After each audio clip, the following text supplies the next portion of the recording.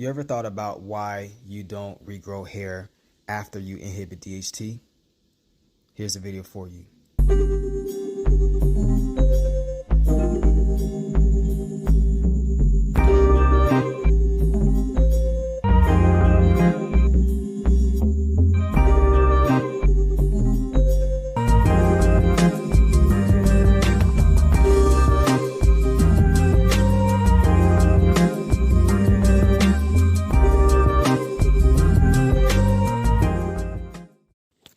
This is Back to the Barber, where scalp conditions are met and maintained. It's your host, AQBS, but most importantly, a fellow client. Hope all is well today, gents. The primary topic is double the trouble, DHT and fibrosis, seconded by other relevant information and commentary. So let's get started. The main focus of hair loss currently is DHT, a derivative of testosterone, and what it does to pretty much annihilate the feminine follicle. And for my research, from how I've reversed my Norwood 7 severe balding and going down the path of getting my high school hairline back, I can tell you it's true. Now, why DHT does it is how I disagree with many people. I believe that DHT is not attacking the follicle itself, but is attempting to rectify a situation in the scalp, such as a parasite, fungus, bacteria, yeast, or even a protein that doesn't belong in the body, that is attempting in the body's mindset or thoughts to hurt the body further. And it just so happens to be hosted within the follicle itself. The follicle attempts to fight it off for years. It's pretty strong, but eventually it does succumb to either the parasite and or the body's immune system. And the body, being protective of the main organs, decides to shut down the follicles in order to pretty much save your life, in its opinion. So DHT is not the enemy. It is a super soldier, and it does pretty much put the follicles in a comatose position, but it's only doing that in order to protect you, just like the white blood cells you have.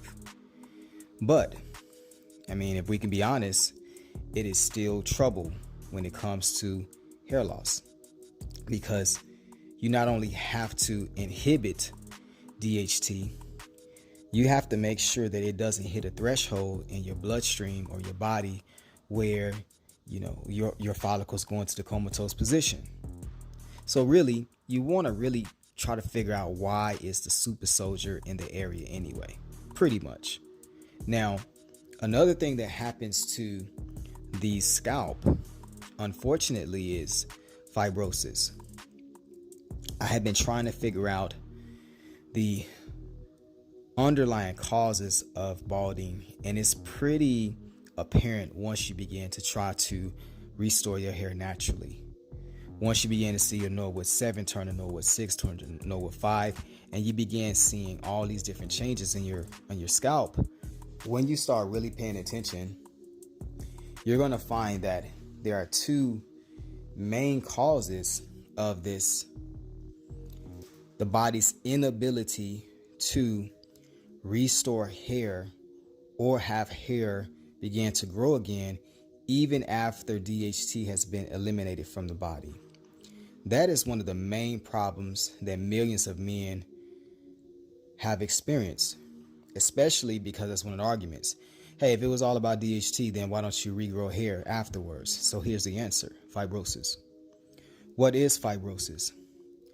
Fibrosis is the body attempting to fix some sort of acute or chronic inflammation by using calcium or collagen in order to patch these places up to make them stronger to withstand the inflammation. So it's kind of, if you have a pothole in the street and someone comes, they'll throw some rocks inside the pothole, kind of level it off a little bit, and then they'll put cement on top of that pothole and it becomes flat. That's exactly what fibrosis is attempting to do. Well, the body is attempting to do. But what happens is acute over time, it's almost like you only have one pothole, but the body believes you have 15.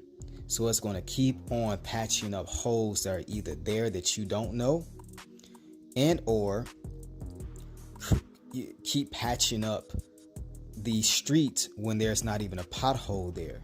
I truly believe, once it gets down to that path of being acute and chronic, it just begins to just keep on laying more concrete.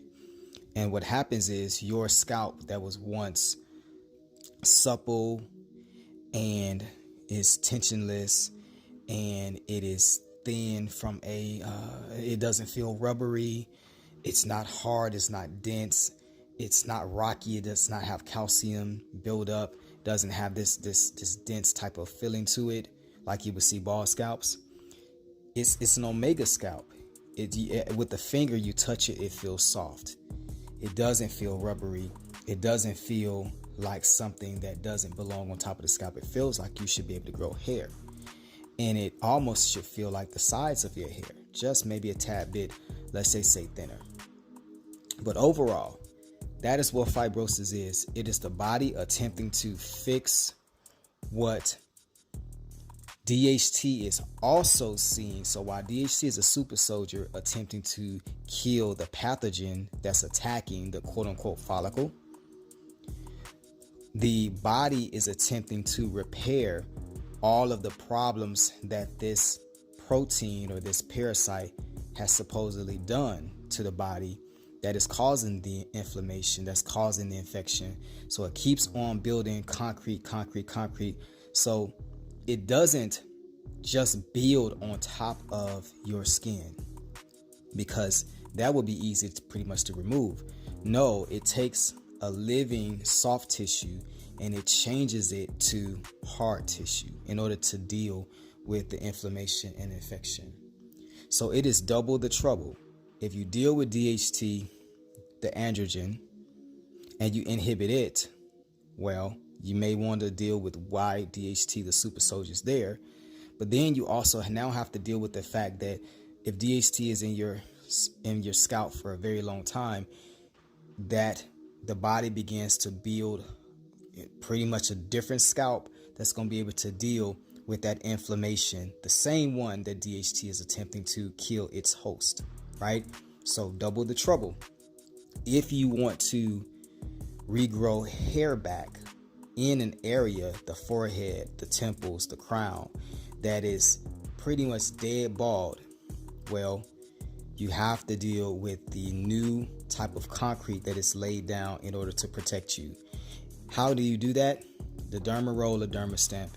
You would literally have to do some sort of scalp exfoliation. You would also have to do something. I recommend cupping. I recommend derma stamp. These things will create micro wounds inside of the scar tissue, and it will begin repairing and or transforming the hard scar tissue back into soft tissue that the follicles is able to actually live in. The follicles cannot extract resources out of the scar tissue because it's pretty much like a rubber that they can't grow through. And when you do see scar tissue, just understand underneath that scar tissue is the scalp's fat loss that DHT has also done a number on, okay? But there's more details of this. But remember, DHT and both fibrosis, that's double the trouble. Hopefully something here has helped you to halt hair loss and or restore it. If so, hit the like or subscribe. If not, give another video a chance. I'm pretty sure you'll find something interesting. But if I can do it, you all can do it too. Let's get you back to the barber.